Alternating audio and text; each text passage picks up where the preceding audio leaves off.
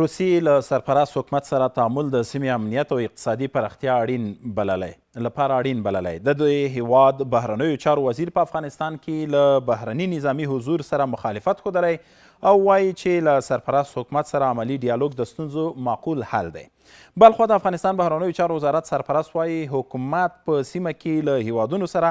د ښو اړیکو په لرلو توانېدلی او نورو هیوادونو سره هم مثبت تعامل هڅه کوي. د دې موضوع د لا بحث لپاره ښاغلی عزیز ماریچ صاحب راسره دی، د سیاسي چارو شنونکی. ماریچ صاحب ته ښه راغلاست وایو، ستړي مه شئ، په خیر راغلی.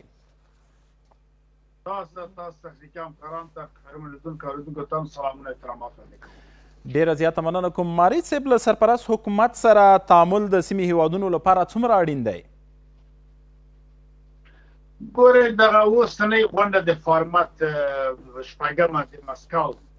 دا خو دا غونډه خو معمولا له 2018 کال پیل شوې، خو دا غونډه ډېره زیاته اغېزناکه او ډېره ګټوره د افغانستان لپاره په ټول جهتونو باندې ده.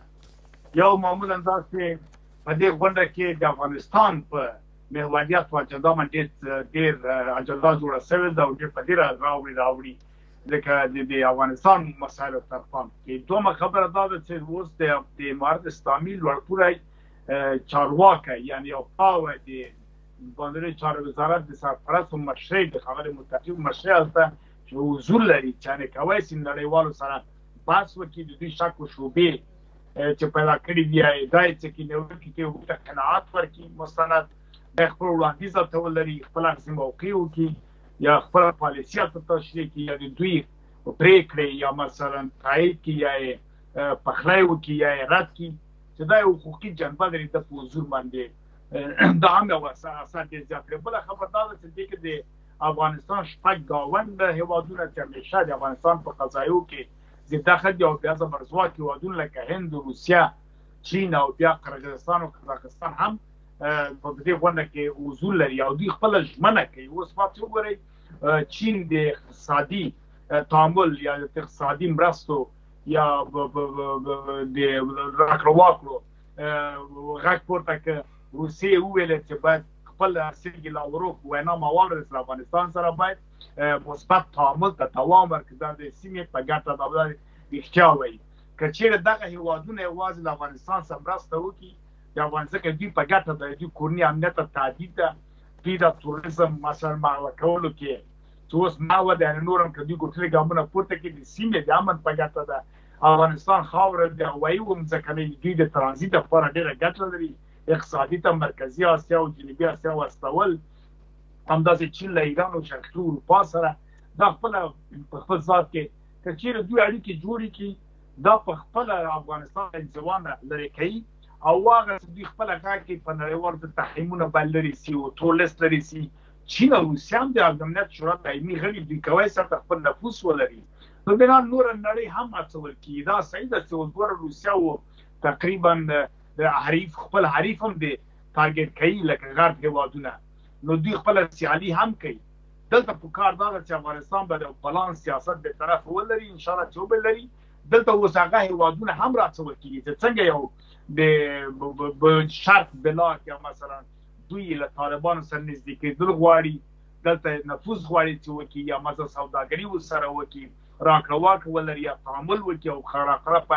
زمینه رسمیت پېژندو ته مساعدېږي. دا نور نړۍ د تفاوت نه پاتې کېږي او دا د افغانستان په ګټه ده. بالکل. ماریچ صاحب، انګیرنې دا ده چې امریکا او متحدین یې هڅه کوي د ملګرو ملتونو سازمان څخه په ګټې اخیستنې سره د افغانستان د ستونزې حل انحصار کړي. که رښتیا همداسې وي نو د امریکا موخه څه ده او څه به وي او په راتلونکي کې څه کول غواړي په دې سره؟ خو هر هېواد غواړي چې دلته په دې سیمه کې نفوذ ولري، هر یو هېواد ځان سره یو حریف لري. اوس موږ ګورو د حالاتو ته ګوري ته واورو ورځ په ورځ خبرې اوس مثلا خپله روسیې له آلمان سره د اوکراین د مسلې په هکله باندې بحث کوي چې دا جګړه ختمه کړي او لار ورته جوړه کړي. دا نن خبرونه همداسې خپاره شوي دي. امریکا هم غواړي دلته یو تهدید جوړ کړي، خپل نفوذ وکړي. یا د ایران حرکات چې ګورو موږ په خاور میانه کې یا عربي هېوادو کې د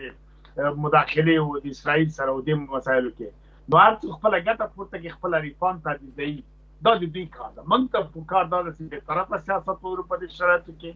د دوی په سیالیو کې او ګټه پورته کړو، پروګرام ورته جوړ کړو. دا بهترین فرصت و موږ ته په دې نړیواله کچه باندې چې د بندري چارو وزارت سرپرست له پلاوي سره زی په فارمت مسکو کې ګډون کوي او د الله هیواد مطرح د سیمې او د گاونډي هیوادونه راځي د افغانستان په اجنډا کار کوي او دوی نړۍ ته وایي چې مساعدت وکړي کومک افغانانو سره دا خپل یو کړکۍ وازیږي او لاره خلاصېږي پرانیستل کېږي د افغانستان له تعامل سره نړۍ سره د افغانستان د پرمختګ لپاره دلته اوس مدیریت وکړ ده د خدای دې وکړي چې ښاغلی او زه مطمئن یم چې د ښاغلی متحده حکومت تجربه طالبانو ډېره ترلاسه کړې ده او دا 10 کاله کې چې طالبان په نظامي او سیاسي ډګر کې مطرح دي دوی خو خامخا چې دا ور یو قوي اجنډا سره یو قوي ستراتیژي سره یو قوي تیاری ساتلی وه د ښه موقع کړي اما خبرونه زه ښکارېږي چې متقي دا ور یې ښه رول لوبولی ده قناعت یې ورکړی ځکه دا خلک هڅول سوي دي مثبت لوري ته او په زمن کې د خپل 4-3 کلنې لاسته راوړنې دوی ته ویلي دي او ته ډېر دوی د زه مطمئن یم چې ته ډاډ ورکول کېږي کله چې دغه مسایل مطرح کړي نو دوی خو خدای نه غواړي چې افغانستان سره تعامل وکړي. په نړیوالو دریځونو یا په نړیوالو سټیجونو باندې د دا ډول نړیوالو ته قناعت ورکول به د تعامل پروسه څومره ګړندۍ کړي او حتی د رسمیت پېژندلو پروسه به څومره رالنډه کړي تر څو نړیوال دې ته حاضر شي چې اسلامي امارات په رسمیت وپېژني. دلته اوس ګټې مطرح دي اول چې څومره هر هېواد خپلې ګټې په پام کې نیسي د سینه تر افغانستان ګټې په پام کې ونیسي معامله د تعامل ده بیا په استعداد دی ډیپلوماتیک باندې اړه لري ته څومره ډیالوګ کوی چې څومره قناعت ورکوي څومره موقع کوي او څومره ته کولی چې مقابل لوری دې ته متیقن کړي چې د هغه ګټې په دغه تعامل کې موجود دي او تا خپلې ګټې ورته تشریح کوي په وزرو ساریو په دې نه کیسې ده چې نارنګ د ډیپلوماتیک به پکارېږي خو د اصولو پر بنیاد باندې دلته دا مطلب ده که چیرې د دوی ګټه نه وای دا اجنډا نه جوړوله د دوی ګټه ده د سیمې پر بنیاد باندې د امنیتي لحاظه د اقتصادي پلوه دلته یو ستراتیژیک او یو ترانزیت هېواد ورته پروت ده او سیاسي ډګر کې په صراحت وایم چې دوی د خپلو حریفانو دپاره دا کار کوي دوی خو ګټه دا مطرح شوله د افغانستان ګټه اوس مثلا ملي ګټې باید وکړي هغه نیازمندیان او ضرورتونه چې په افغانستان کې دي هغه ټول باید ورته سي او دوی ته وویل چې د دغه څانګو کې باید دوی کوټلې ګامونه هم سره پورته کړي نو طبعا مارج صاحب په بخښنې سره طبعا نړیوال به خپلې ګټې پکې موندي یا به یې پکې لټوي خو اسلامي امارت حکومت ته څه کول پکار دي تر څو د نړیوالو هغه کوم غوښتنې چې دي هغه هم پر ځای شي او خپله ملي ګټې هم خوندي کړي او دغه پروسه باید څنګه مخته یوسي؟ په اول پړاو کې پکار دا چې اساساتو ته باید ډېر متوجه اوسي چې د غرب او شرق سره